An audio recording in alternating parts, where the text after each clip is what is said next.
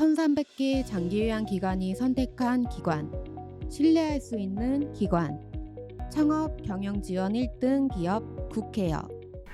그러니까 노무사님 지금 말씀하시는 거를 종합해서 들어보면 결과적으로 매수자는 사실 이렇거든요. 마음이 어떤 마음이냐면 어차피 내가 키우는 것보다 뭐 금액이 엄청나게 차이 나는 것도 아니고 다른 분들이 이미 안정시켜 놓은 기간을 내가 가져옴으로써 시간을 아낀다. 그러니까 시간을 아낀다는 건 돈을 아끼는 걸 수도 있잖아요. 그쵸. 그래서 그런 의미로 매수를 하는데 인사 관리를 모르는 상태에서 이거를 매수를 시작하면 그러면 큰 코 다칠 수도 있겠네요. 한마디로 당할 수도 있다는 뜻이네요. A 기관한테.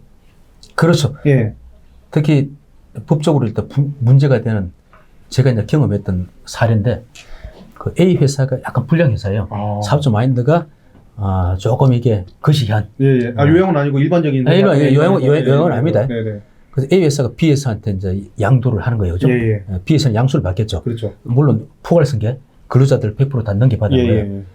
그런데 한 몇 개월 지나서 이 근로자들이 어떤 문제가 생기냐면 A 회사 재직할 때 미지급 받았던 어떤 임금들이 있는 거예요. 체불 이미 임금들. 보이지 않았던 체불 임금들이 있는 거예요. 체불 임금 없더라도 이런 부분이 있어요. 예를 들어서 뭐 대부분의 정기상여금이 통상임금으로 일단 판결이 났잖아요. 그런데 통상임금을 다시 기존의 통상임금이 10,000원이 있는데 통상임금이 12,000원이 된 거예요. 그죠? 12,000원 기준으로 해서 연장, 야간, 휴일 뭐 이런 것 수당을 다시 산정해야 돼요. 그럼 과거 3년 동안에 1인당 받을 수 있는 게 500,000원이 될 수 있잖아요. 어마어마하게 커질 수 있죠. 이런 채무. 그러니까 예상하지, 물론 그런 거는 어떤 이게 판례가 바뀌면서 한 거고. 눈에 보이지 않는 미지급금 이런 거죠. 그걸 우발채무라고. 우발채무라고 하는구나. 그런 부분도 있고, 그 A 회사가 사실상 그 직원들한테 사실 뭐 당연히 지급해야 될 어떤 임금, 그게 뭐 어떤 형태의 임금인지 모르겠지만 어떤 그걸 지급하지 않고 직원들도 특별히 요구를 하지 않았던 거예요. 이걸 감추고 A 회사는 그대로 넘긴 거죠.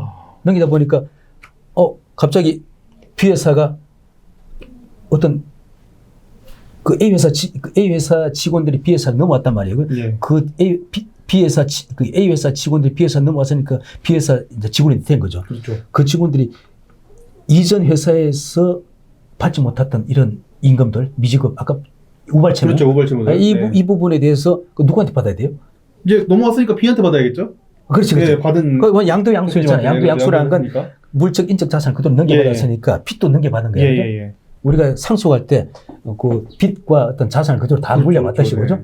뭐 빚은 넘겨받지 않겠다 그러면 한정 뭐 승인 이렇게 할 수도 있겠죠. 그렇죠. 상속할 때. 그처럼 A 회사에서 B 회사에서 양도 계약서 쓸 때도 한 줄 더 써야 돼요. 한 줄 더 써야 된다. 상속 포기 아니면 한정 승인을 하듯이 우발 채무는 받지 않겠다. 그러니까 앞에서 좀 알아서 정리해라. 그렇지. 받지 않겠다. 지금 예를 들어서 우리가 넘겨받을 때 재산 목록이 다 있을 거 아니에요, 그죠? 일단 뭐 그 물적 자산 같은 게 뭐 어떤 뭐 여러 가지 뭐 그 A 회사가 A 회사가 다른 업체에 물건 넘겨주고 받을 수 있는 어떤 채권들 이것저것 다 있겠죠, 그죠? 그리고 빚도 있을 거 아니에요, 그죠? 그 눈에 보이는 어떤 빚은 당연히 B 회사가 알고 있기 때문에 받을 수 있지만 눈에 보이지 않는 A 회사가 고지하지 않는 빚, 방금 똑같이 제가 설명드린 대로 감추고 있는 빚. 되게 애매한, 그렇죠. 아까 좀 이게 뭐 감추지 않았지만 대부분의 어떤 판결 하나로 인해서 갑자기 채무가 생기는 이런 경우가 있을 수 있어요. 그렇죠. 이런 게 있었잖아요. 그러니까 이런 경우에를 이걸 우발채무라고 그래요. 그 우발채무는 승계하지 않겠다. 그 말을 써야 되네요. 만약에 굉장히 중요한 내용이에요. 그게 없다 그러면 사실 임금 체불에 대한 이게 우리가 분리해서 판단해야 될 게 어떤 민사 책임, 형사 책임이 있어요. 그죠? 임금 체불은 돈을 안 준 거는 누가 잘못한 거예요? 돈을 안 준 거는 A 회사가 A 회사도 책임에서 완전히 벗어날 수는 없어요. 돈을 안 줬기 때문에 A 회사는 형사처벌 당하죠. 그래, 형사네요. 그렇죠. 벌금형 맞겠죠. 뭐 이걸 갖고 간판이 가지 않습니다. 형사 책임은 A 회사가 갖고 있지만 민사 책임은 B 회사가.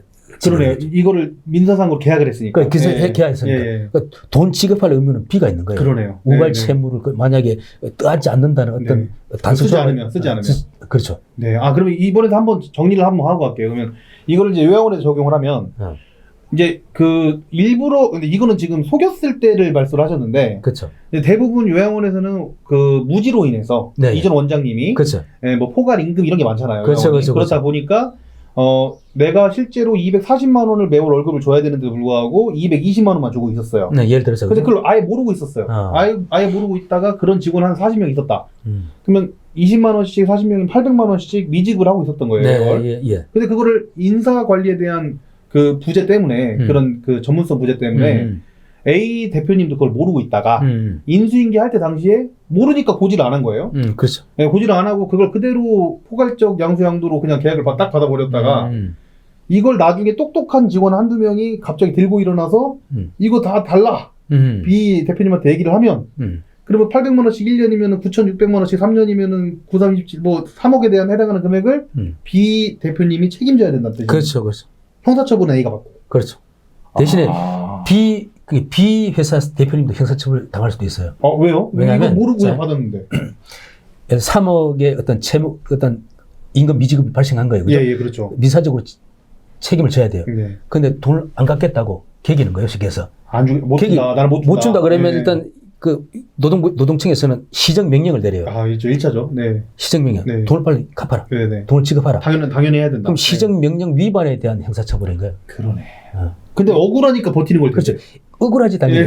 A 회사는 근로기준법에 따라 근로기준 위반을 임금체불 근로기준법 위반으로 해서 형사처벌이고 B 회사도 형사처벌에서 완전 면제되는 거 아니에요. 돈을 안 갖고 끝까지 버틴다 그러면 시정명령 내릴 거고 시정명령에도 불구하고 끝까지 버틴다 그러면 시정명령 위반에 대한 어떤 형사처벌이 되겠죠. 그럼 여기서 문제가 된 부분은 그거네요. 몰라서 당했네요. 몰라서 당하죠. 또 이런 경우도 있어요. 특히 요즘 요양원에 노조가 많이 생기잖아요. 그렇죠. 말씀하셨었죠. 노조가 생기게 되면 노조는 상당히 노동법에 대해서 나름대로 좀 그 지식이 좀 일반 근로자보다 좀 이게 그렇죠. 물론 노조가 또 이게 그 자문을 구할 수 있는 어떤 전문가들 많을 거고 그죠? 네. 그래서 제가 이것도 경험한 사례예요. 예. 노조가 없을 때는 그냥 넘어갔는데 노조가 생기자마자 현행 그 어떤 그 인사 노무 관리 시스템을 점검을 한 거예요. 그렇죠. 하다 보니까 어떤 문제가 생기면 취업 규칙에 한 줄이 있다 하시는 토요일은 유급 휴일로 한다. 유급 휴일 잘못 쓴 거예요. 예. 무급 휴일로 이렇게 문구 하나 때 그럴 수 있죠. 무급 휴일로 적을 걸 실수한 거야. 네네네. 그 네모를 쓸 걸 동그라미 쓴 거야. 예. 토요일은 유급 휴일로 정한다. 토요일은 월급 주는 휴일로 정한다. 네. 그러니까 노조가 그걸 발견한 거죠. 네네. 뒤늦게. 딱 보니까 물론 노조도 알죠. 예. 왜냐면 이게 토요일을 놀러주면서 그 돈 주는 회사가 어디 있겠어요, 그죠? 네. 없는데 회사가 실수했거나 알면서도 이걸 가지고 물고 늘어져요. 3년 동안 토요일이 1년에 52개니까 그렇죠. 52일치 임금. 50일치 임금이라 그러면 이분이 뭐 일당 10만이면 520만 원이에요. 그렇죠. 3년이면 한 1,500. 그렇죠. 1인당 1,500. 100명이면 그죠? 엄청나겠죠. 그죠? 그거 달라고. 안 주게 되면 노동부에 민원 넣겠죠. 그죠? 예. 이런 케이스도 있을 수도 있는 거예요. 그러니까. 그러네요. 노조가 생김으로 인해서 이게 기존의 어떤 시스템 보다 보니까 토요일이 유급 휴일로 돼 있네? 이런 부분들. 그러다 보니까 우발 채무라는 게 어디서 터질지도 몰라요. 그러네. A 회사의 대표가 고의적으로 은폐하고 넘길 수도 있고 A 회사의 대표나 A 회사의 직원이나 무지해서 A도 무지할 수 있고 B도 무지할 수 있을 것 같아요. 예, 실제로. 그리고 나중에 A 회사 직원이 B 회사로 넘어가서 뒤늦게 노동법 공부를 해서 아니면 뭐 언론에 방송에 떠드는 어떤 글을 가지고 우리가 못 받았네 해서 뒤늦게 깨달아갖고 돈 달라고 할 수 있는 거예요. 그죠? 그럼 노무사님 지금 그 부분이 이 계약서를 그러면 쓰면 끝인 거예요? 그러니까 이 질문이 되게 무지한 질문일 수도 있는데 서로 이제 양수양도 계약서를 썼어요. 이런 상황을 전혀 모르고 그냥 썼습니다. 예. 근데 이 영상을 보고서 어제 그저께 그 계약서를 쓰고 왔는데 되돌릴 수 없는지. 다 있어야 되겠죠. 완벽하게 넘어오기 전까지는. 그러니까 넘어오더라도 물론 A 회사가 양동양수 계약을 쓰고 돈까지 쓰고 돈 주고받고 다 했는데 그렇게 했어요. 야 우리가 깜빡했다. 야 우발 채무 이게 우리가 안 받겠다. 안 받는 걸 우리가 깜빡했네. 그거 다시 하나 넣자. 그 계약서에 넣을 수도 있고 그걸 이게 별도 합의서, 별도 약정으로 쓸 수도 있겠죠. 야 깜빡했다. 혹시 우발 채무 생길 수도 있으니까 우발 채무 어떤 승계하지 않는다는 내용으로 우리 별도 합의서를 하나 쓰자.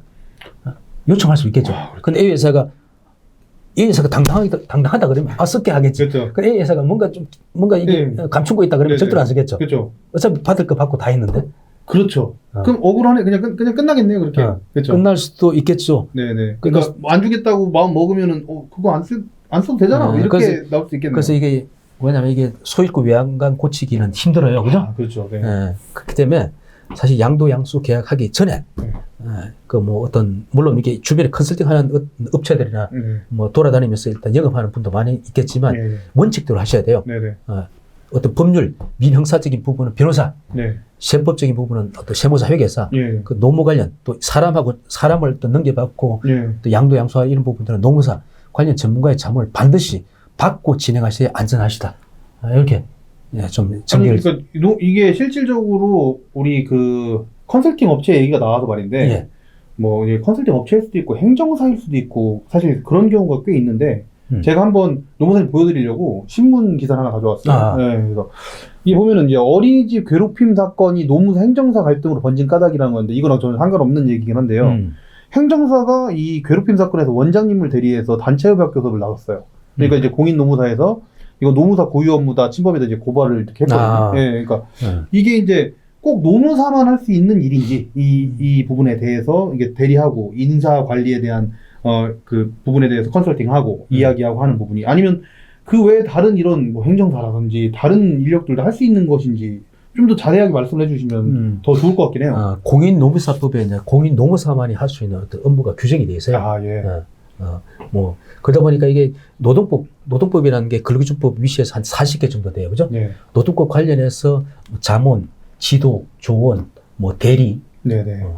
뭐 이런 부분들은 노무사만이 할 수 있죠. 아. 행정사는 우리 업역을 침범하게 되는 거고. 아, 당연히 실제 그런 거구나. 예, 예. 아마 우리 협회에서도 사실 노무사뿐만 아니라 우리뿐만 아니라 세무사나 변호사들 또 아마 이게 행정사 또는 뭐 손해사정사 네네. 통해서 뭐 이 소송도 하고 많이 하고 있을 거예요. 예, 예. 각기 전문가들이 자기 나름대로 업역이 있어요. 업역. 네네. 아, 자기 어떤 딱 있네요. 텃밭이 다 있는 라인 거죠. 있네, 라인. 텃밭이 예. 있는데 예. 텃밭을 침범하는 경우도 있을 수도 있겠죠. 아, 그렇죠. 경계선상이 애매해요. 예. 왔다 갔다. 이럴 경우에는 협회가 사실 개개인의 노무사나 변호사가 이걸 가지고 소송하기는 좀 무리가 있어요. 그죠? 예. 이 협회라든지 그런 차원에서 어떤 다뤄야 될 문제겠죠. 아, 그러네. 행정사라든지 뭐 노무 관련된 이런 사실 이게 노무사법, 변호사법 위반이라고 하는 거는 사실 행정사나 뭐 다른 일반인들 뭐 아무 자격 없는 컨설턴트들이 네네네.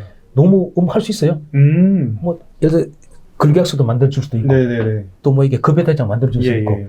또 뭐 이것저것 다 자문해 줄 수 말하자면 있고 업무 대신에 예, 예. 대신에 업으로 할 수 없다고 돼 있어요. 아, 억울할 수 없다. 예, 예. 아니 무료로 해줄 수도 있잖아요. 네네네. 내가 좀 뭐 대기업에서 인사 담당자로 10년 근무했기 때문에 네네. 보니까 그 정도는 내가 자문할 수 있어. 아, 그러니까 저희 그 파트너스 멤버십 하면은 무료로 그냥 정보를 드리는 그렇죠. 것처럼. 예. 무료는 가능해요. 무료는 예, 예, 법이 예. 아니에요. 그건 업으로 하는 건 하고 돈 받는 거예요. 예, 예. 돈 받게 되면 이건 법이 위반이 되죠. 그렇죠. 예. 명확하죠, 이게. 그래서 예. 그래서 우리가 이분들 형사처벌 시키기 위해서는 하고 돈 받았다는 증거를 잡아야 되는데 증거 잡기가 쉽지가 않아요. 실제로. 그래갖고 일단 뭐 애로사항이 좀 있긴 하죠. 아, 그러네요. 그래서 이제 이렇게 그 광고도 하고 하는 이유가 양수양도에서 그래서 그냥 만약에 광고를 하는 거구나. 만약에 하더라도 네. 아마 이 노무사법, 변호사법 이런 걸 위반을 피하기 위해서 네네. 실제로 일단 노무사업 뭐 어떤 변호사업을 사실 하지만 계약서는 다른 형태로 쓰겠죠, 그죠?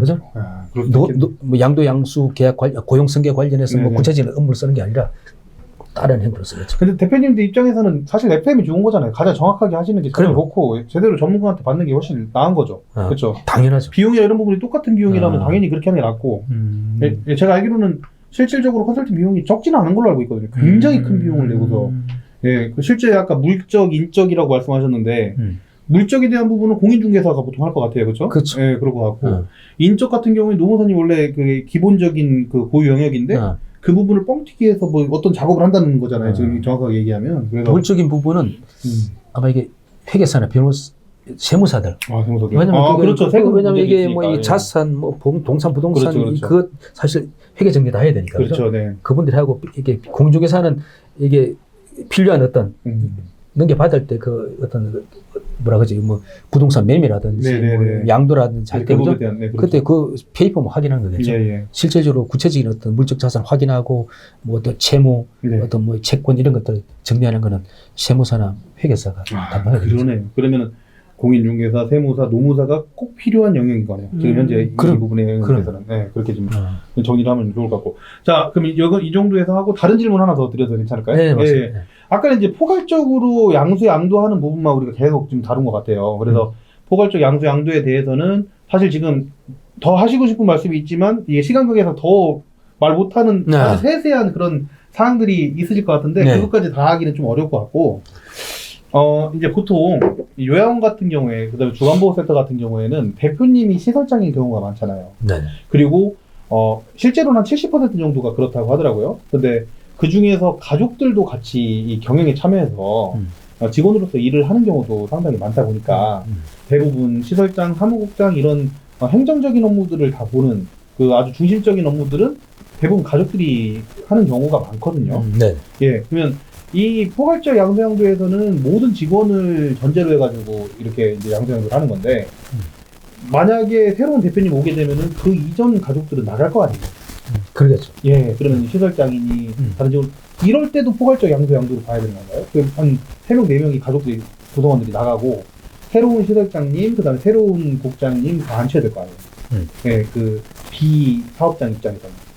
그래도 이게 포괄적 양수양도에 대한 부분이 그 포괄 양도라는 게 사실 한 명도 빠짐없이 그대로 앉는다 이런 건 아니에요. 그런 건 아니에요. 이런 건 왜냐하면 그 실제로 왜냐면 본인이 스스로 뭐 예를 들어서 뭐 원치 않는 사람도 있을 거고 그죠? 예. 두 번째는 직원 중에, 아까처럼 이게 뭐 진익적처럼 그분들은 사실 근로자라고 보기는 힘들잖아요. 그죠? 그렇죠. 엄밀히 따지면 그렇죠. 정확히 말하면 근로기준법상의 근로자로서 예. 어떤 재직하고 있는 직원들을 원칙적으로 다 넘기고 가족 빼고. 가족들은 사실 실질적으로 뭐 사용자 역할을 하는 거죠. 네, 사용자 역할이죠. 네. 그분들을 순수한 근로자로 보기는 쉽지 않고 또 그분들 가족들을 넘기는 거는 아마 일정 한계가 있을 거예요. 그죠? 네. 이게 그 처남이 A 요양원에 원장으로 있고 그죠? 네네. 아니면 사촌 동생이 B 요양원에 원장을 있고 안에 법인 자체를 넘긴다고 할 때 그죠? 그럴 경우에는 사실 그분들까지 넘겨야 포괄 양도 양수다 이렇게 보지 않아요. 네. 정리하게 되면 근로기준법상의 근로자들 사실 근로기준법상의 근로자들을 A에서 B로 그대로 다 넘긴다. 대신에 본인이 원치 않는 사람들은 당연히 빠지는 거고 강제로 넘길 수는 없잖아요. 그죠? 그렇죠. 그리고 또 포괄 양도라는 게 원칙적으로는 인원도 그대로 넘기지만 근로조건도 아까 말씀드렸듯이 그렇죠. 임금 수준을 떨어뜨리는 경우는 잘 없어요. 그렇죠. 안 하죠. 직원들 나가죠. 그렇죠. 임금, 근로시간, 휴일, 휴가, 근로조건, 기본적인 근로조건 그대로 넘겨주고 넘겨받는 게 포괄 양도 양수다 이렇게 정리하면 될 것 같네요. 예.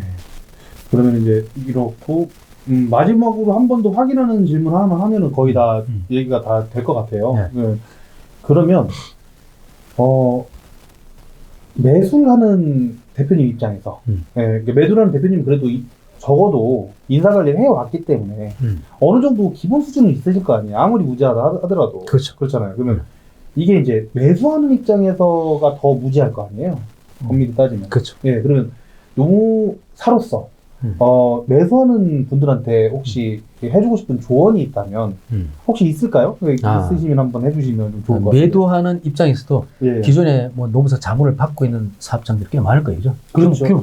규모 있는 사업장들. 근데 의외로 또 규모 큰 데들은 그렇죠. 많죠. 규모가 크지 않더라도 양도할 때 어떤 법률적인 왜냐하면 아까 제가 말씀드렸던 인적 물적 양도할 때 특히 인적 양도는 노동법적인 어떤 검토가 있어야 된다. 되니까. 네. 당연히 그 넘길 때는 전문가, 특히 노무사, 물론 노무사라고 다 요양원 쪽에 정통한 건 아니거든요. 그럼요. 네. 요양원 쪽에 그런 남들 경험이 있고 또 업무 처리 경험이 있는 그런 분들의 어떤 자문이나 컨설팅을 받고 진행이 나을 것 같고 그리고 넘겨받는 분들은 사실 세판을 새로 짜는 거잖아요. 네, 그렇죠. 짜기 때문에 사실 이게 아마추어가 할 수 있는 건 아니에요. 그럼요. 그럴 경우에는 사업을 시작할 때 사실 제대로 된 노무사를 찾아서 어떤 인사 노무 관리 시스템을 구축하는 게 굉장히 중요하죠. 그러니까 시작부터 그렇게 하는 게 훨씬 더 집을 낫다. 질 때 예. 뭐부터 짓습니까? 토목공사부터 그렇죠. 들어가죠. 예. 깊이 팔수록 그치. 또 예, 좋잖아요. 토목공사가 안 되고 집을 올린다 그러면 뭐 그냥 바람 불면 넘어가겠죠. 그렇죠. 예, 완전 다져진 상태에서 또 해야 토목공사가 되고. 제일 중요한 토목공사는 게 인사 노무 관리 시스템을 구축하는 겁니다. 음. 회사의 어떤 여러 가지 규정들 제정하고 예. 급여 시스템을 설계를 하고 그죠? 그런 부분들 그 전체적인 그 어떤 틀을 짜는 부분은 일반인들이 하기는 한계가 있어요. 하더라도 또 문제가 터져요. 그렇죠. 토목공사를 할 때 전문 토목 어떤 그 전문 건설업체한테 맡겨야지 그죠? 그렇죠. 지나가는 사람한테 맡길 수 없잖아요. 그렇죠. 예. 무너질 수도 있기 때문에. 경력이 있는 분한테 맡겨줘도. 그렇죠, 예, 그렇죠. 예. 그래서 신규로 이제 요양원 사업을 시작한다 이럴 경우에는 그는 뭐 묻고 따질 필요 없어요. 비용이 좀 들더라도 어떤 이쪽에 이제 경험 있는 노무사를 찾아서 토목공사를 인사노무관리 시스템을 그렇죠. 구축하는 하는 게 가장 중요한 예, 부분입니다. 그러니까 뭐 심지어 10억, 20억이 아낄 수도 있는 그런 그럼. 상황인데, 예, 그렇죠. 뭐 몇십만 원, 몇백만 원이 아깝나요? 안 아까운 금액이죠, 그렇죠? 그렇죠. 왜냐하면 이게 시스템을 구축하게 되면 그 시스템이 계속하잖아요. 그렇죠. 1년, 2년이 아니고 조금만 10년, 관리해주면. 10년, 30년, 한 뭐 몇십 년 동안 사업을 어떻게 보면 이렇게 계속할 때는 계속 접을 때까지는 계속 필요한 거니까 예. 안정적인 시스템을 구축하기 위해서는 전문가의 도움이 필요하다. 이거는 뭐 제가 농사라서 그 뭐 말씀드리는 보다도 예, 그러니까 꼭 박사명 노무사가 아니더라도 그럼요. 좋은 노무사님을 찾아서. 예.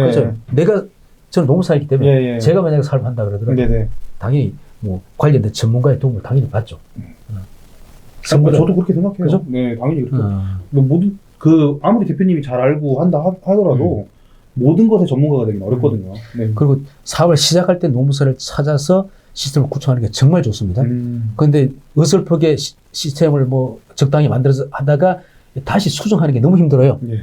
또 그걸 운영하다가 또 문제가 터져갖고 엄청난 또 어떤 그 법적인 어떤 경제적인 어떤 위험성을 떠안게 될 가능성이 굉장히 농후하기 때문에 네네. 처음 시작한 단계에서 적은 비용으로 시스템을 구축하고 또 전문가의 자문을 또 계속적으로 받아가는 게 이거는 선택이 아니고 필수다. 이렇게 저는 주장하고 싶네요. 예. 아이고, 감사합니다. 오늘은 노무사님 너무 이렇게 호쾌하게 말씀해 주셔서 아마 양도 하시는 분들은 이 영상만 봐도 아까 한 줄, 아까 보면 팬심의 한 줄이 있었던 것 같아요. 그죠? 우발적 채무는 안 하겠다. 그 한 줄만 기억하셔도 이 굉장한 걸 얻어가시는 그런 효과가 있을 것 같아요. 예. 이게 이 긴 시간 동안 보셨기 때문에 얻으신 겁니다. 예, 좀 그렇게 생각하고 오늘은 이 정도로 마무리를 할까요? 궁금하신 거 뭐 댓글을 하시겠죠? 네, 아니면 그렇죠. 예, 실제로 양수양도에 대해서 우리 박사명 노무사님과 함께 하시고 싶으신 분들은 아래에 제가 링크를 달아둘 테니까 예, 질문하시고 요청을 하시면 됩니다. 네, 이 정도로 하고 인사를 드릴까요? 네, 그렇죠. 네. 예, 자, 인사드리겠습니다. 감사합니다.